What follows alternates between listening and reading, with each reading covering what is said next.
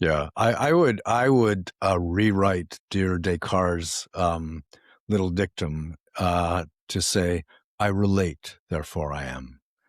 Uh, Mm. it's only through relationship that our existence is deeply felt. Um, and and just to go back to the tyrant for a sec, the tyrant is obsessed with control and safety, and safety is a good thing. Um, Look both ways before you cross the street. But at a certain point, the desire for safety becomes anti-life. Safety is contingent. It's contingent on the lock on my front door. It's contingent on the money in my bank account. It's contingent on the bunker in New Zealand. And, you build enough contingencies and you're building yourself a cage within which you live. Life is not safe. You're going to get sick. You're going to get injured. You're going to feel grief and loss. You're going to die. And this is life. It's not safe. And I think a lot of people, understand that. But the conclusion they draw is, well, then maybe if I'm less alive, I'll be more safe. And so they make their lives smaller as a result. Um, to me, security is the antidote to that tyrannical need for safety. And when I say security, I mean there is a security to my being. When I drop down into myself and come to rest in my center, I land in a security that is not contingent, that no circumstance, no person can take from me.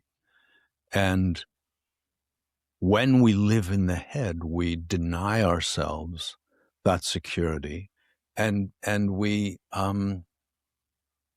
must look out for safety.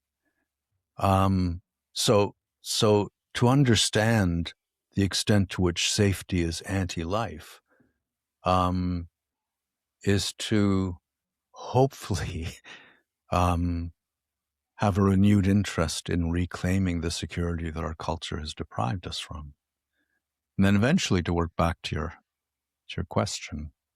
Science is brilliant. Science is wonderful. Science is extraordinary in its curiosity and its ways of finding out about the world.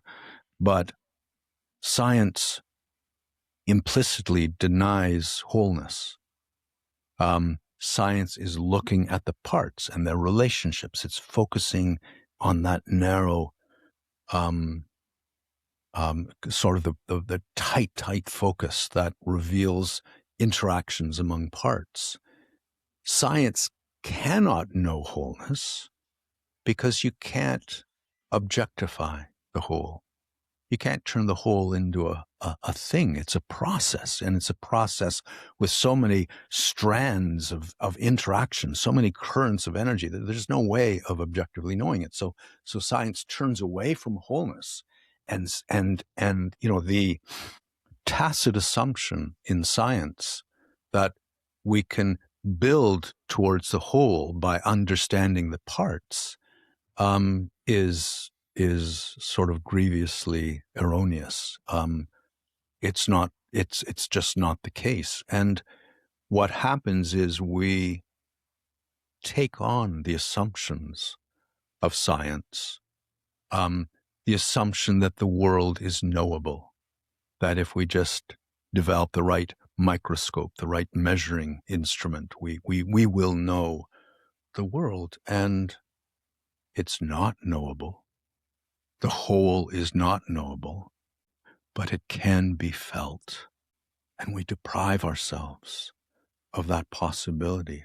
The Unangan sea lion hunters at the edge of the ocean, they were attuning to wholeness. This is, our culture is whole blind, and the effect of science on us and its assumptions is contributing to our whole blindness. We don't, we struggle to feel the present in its wholeness. We have to kind of go to a retreat and sit on a cushion for days, trying to undo the neurological training that our culture has imposed on us in a way that we can begin to feel the wholeness.